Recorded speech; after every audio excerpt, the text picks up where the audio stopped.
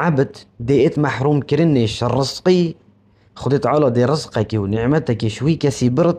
بالذنب يصيبه بسبب هندي في قلناها كوكري أبي معصيتك وتوانا كوكري خدت على بسبب قلناها ومعصيته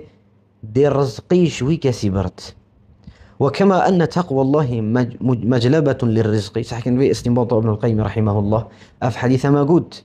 مقال يلسر هي وعلماء بيجن نص صحيحة بل معنوي صحيح ودرسته. وكما أن تقوى الله مجلبة للرزق كوشو التقوى خد تعالى هكذا بروف تقوى بد وبرنبري خد تعالى عبادتي بكت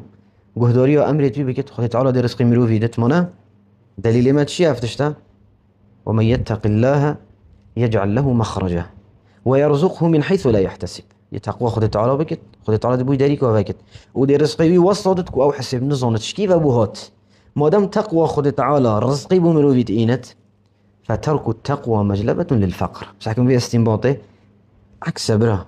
ضدا تو تقوى خد تعالى بك رزق دي بوتايت تو بأمريا خد تعالى بك ومعصيته وي بك دي فقر ونخوشي بوتايت او كشو تقوى رزقي بوتايت إنت وصل معصية رزقيش تدبرت